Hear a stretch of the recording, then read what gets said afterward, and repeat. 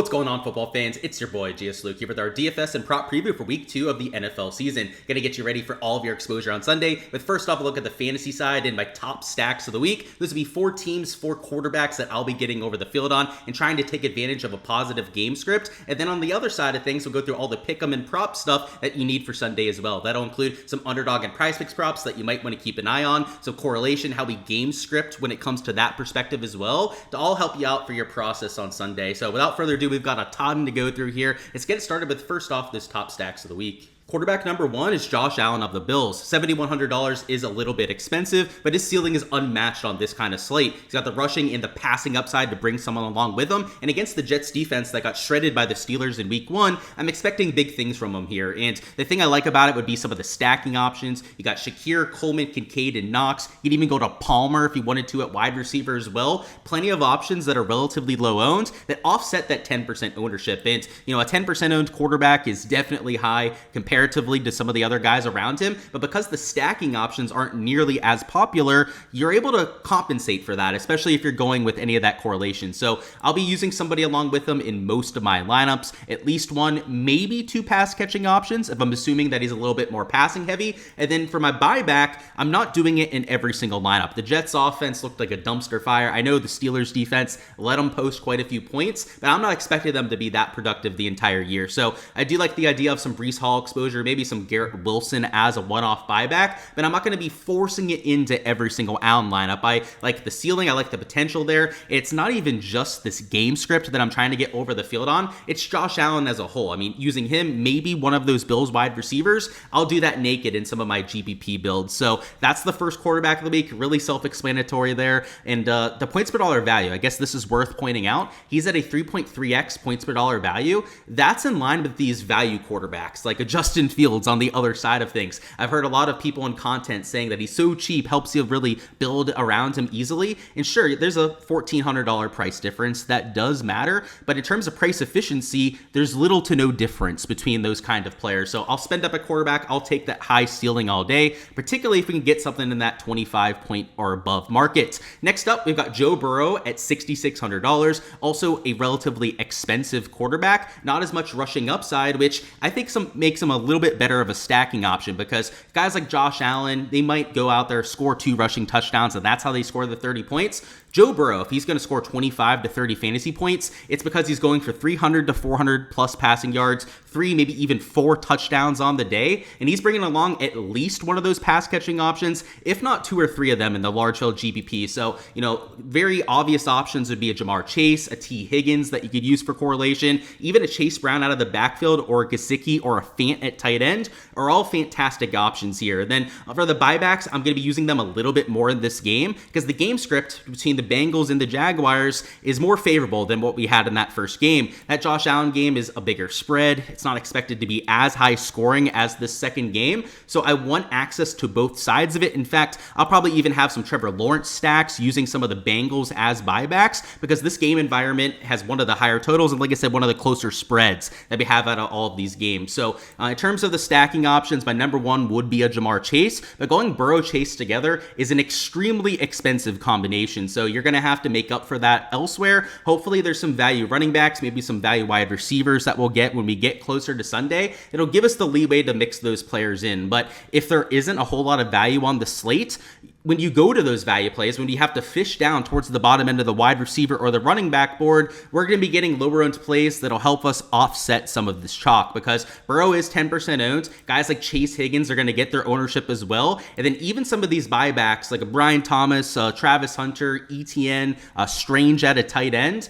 Strange maybe not so much, but those other 3 players are at least going to get some ownership because of that game environment. So if you're going to get differentiation, this second stack probably isn't the best option for it. The first one, you can do it with some of those tertiary pieces, the wide receivers, the tight ends, etc. You're going to have to do it with your value plays here with this second stack. Stack number 3 is going to be Patrick Mahomes, $6,200, going up against the Eagles, and of course a Super Bowl rematch. You've got 2 very capable offenses, and I'm worried about the Chiefs without Xavier Worthy. There's a chance that he's not going to be playing. No Rashee Rice. We know that he's going to be out for at least a little bit more. So that offense could be way behind the 8 ball, and if so, Patrick Mahomes Mahomes is going to have to pass. So I like the fact that the Chiefs are likely going to be playing from that negative game script, and that's why I'm using this side of it for our video here, because, we can mention Jalen Hurts for a lot of the same reasons as what we said with Josh Allen. In fact, he also makes plenty of sense. The only issue there would be the strength of defense that you have on the Chiefs side, but if they're playing from a touchdown or 2 touchdowns behind,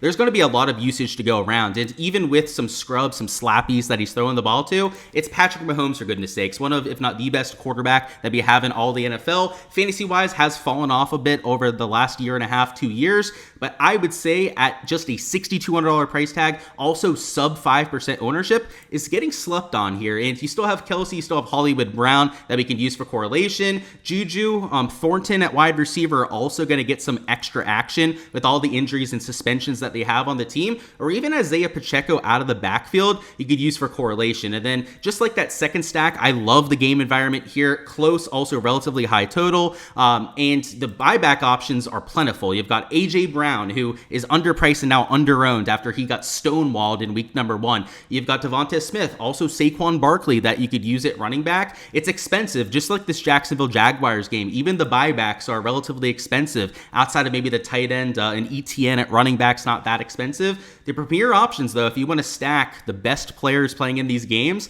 you're going to have to get some value elsewhere. So that's the only downside, I'd say, to these middle 2 stacks. But unlike the Joe Burrow stack that is going to be popular, this Chiefs stack is going to give you plenty of differentiation. So if you're in the big $5 or $25 GPPs and actively trying to force in that differentiation, that could be a really good way to do so. And then the last stack that we got here is the lowest owned out of all of them. It is also the cheapest out of all of them, the most outside, and that would be Drake Maye going up against the Dolphins. And you'll remember that the Dolphins got shredded by the Daniel Jones in week 1. So just like that Jets defense, they didn't look that great, and they could be scrambling to start the year. And Drake Maye, on the other hand, looked extremely efficient. I unfortunately had to watch some of that game. I was at my parents' house. My stepdad is a big Patriots fan, so we were flipping back and forth for some of it, and he looked good. Drake Maye was, making decisions quick. He wasn't, forcing the ball in the double, triple coverage like you sometimes see those rookie quarterbacks do like he did last year. And I think he's really going to take that step forward. I thought it before the season began, and seeing him in action last week just confirmed what I thought was going to happen. So with the soft matchup, a 3.5x points per dollar value, that is the best of all of the quarterbacks in the 5K range, and also plenty of stacking options and buybacks. I love this game in general. So even a Tua stack on the other side, I think is in play, but Drake Maye has some rushing upside. That's why I prefer going to that side of things. And also his receivers are pretty cheap. You've got a Stephon Diggs who's underpriced. You could go to Demario Douglas, a Keyshawn Boutte, Henry at tight end's a great stacking option too, and Henderson, who's expected to get extra usage this week and is the more receiving back that they have on the Patriots, is a fantastic option as well. So you have all those different players to use. That's why I really like this too. I mean, you could use 25% Drake Maye and maybe not even have enough exposure to these guys. I mean, that's how many players that you can spread around your exposure with. And then on the other side of it, we've got Achane, we've got Waddle, also Tyreek Hill that you can use for some stacking. And I'll be buying it back most of the times because it's not like we're expecting Drake Maye to run away with this. He's not a Josh Allen. He's not one of those top tier players where it could be a 3 or even a 4 touchdown difference. Miami, though they got crushed in week number 1, I'm expecting to be a lot more competitive. And if they are a more willing dance partner here, that's only going to help our case. It's going to make this game total a little bit higher. It's going to make the Patriots have to pass a little bit more, not rest on their laurels, not just try and run out the play clock, which is massive for our DFS lineups, and in particular when we're in the large field GPPs and trying to take down a GPP. So this is from my Patreon page, by the way, the spreadsheet that you guys are looking at here. Everything that's blacked out. I also have more quarterbacks that I'll be using in my player pool. Make sure to check out the Patreon for that. We've got projections for every single position on here, right? Not just the quarterbacks. Here's the defense tab, I guess. This is as of Friday evening, so this will update as we get closer to Sunday, but with all the projections, my player pool, all my core plays, also for all the DFS coaching that I do as well, make sure to join the DFS tier below. There's a link in the description to my Patreon page. NFL DFS tier is how you get access to everything that you see here, not only for main slate like we covered here in this video, but also for showdown slates. We've got Thursday night football covered, Sunday night football, also Monday night football covered covered for every single week of the year, as well as these main slate sheets that we already went through. So that's the DFS side. Those are 4 stacks that I'm getting over the field on, and hopefully we can bink ourselves a close competitive game script with at least a couple of these quarterbacks. And now for the prop side of things, where I've got a few props I've already entered to give you an idea of some exposure to potentially tail on Sunday. And there's some correlation on these, which is huge on top of some of the plus EV value that we're mixing in. And is how, to this point of the year, we're plus 14 units for NFL already. And we're only 1 week in, plenty of action to work with for the rest of the season. So make sure you subscribe to these videos so you don't miss any of them when they drop. And for every single piece of prop exposure as I enter it, you can check that out on my Patreon page too. Again, link down below to join the Patreon, the prop tier, as I get access to all of these. But the first slip that we're going to go through is going to be a correlated slip between the Lions and the Bears game. The Lions, of course, are massive favorites. They had that loss against the Packers in week 1, and we're expecting some sort of a bounce back here. And on the sports books, Jared Goff is juiced towards the over. Most of the major books, he's at least minus 130. That would be your FanDuels, your Draftkings, etc. But when we look at Pinnacle, which is probably the sharpest of all the major books, he is minus 150 towards the over, which is well into that plus EV range. And when we add on top of it the other side of this correlating to him going over, then that adds even more value to this spot. So anytime I'm getting past that minus 140 mark, I'm jumping the gun to try and figure out something to enter with it. And if I can find a plus EV lean on the other side of it, then book it. That's going to get added to my portfolio. So that's the first half of it. And let's talk about the other side of this game. So we got a swift under on rushing yards. So if Jared Goff is successful in throwing 2 touchdowns, let's assume that the Lions in general are getting a lead, because if he throws 2+ touchdowns, that's going to bode well for that being the case, as well as the spread already heavily favoring the Lions side of it.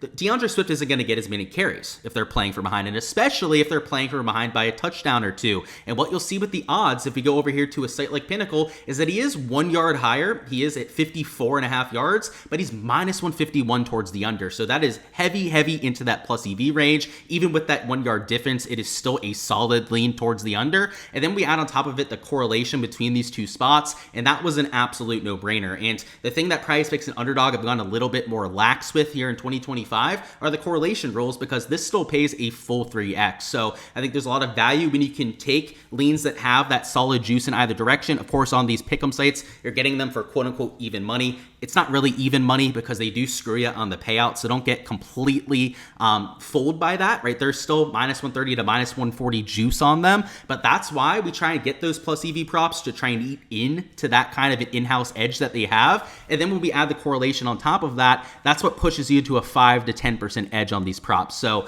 again, check out the Patreon page for all these different slips. We got one more that we're going to go through here as well, and we'll do the Baltimore one that I have. So let's put Jerry Jeudy in here first. That'll be the first over that we're taking at 4.5 receptions. And then it's going to be a Henry over on fantasy points. So let me find that one on here.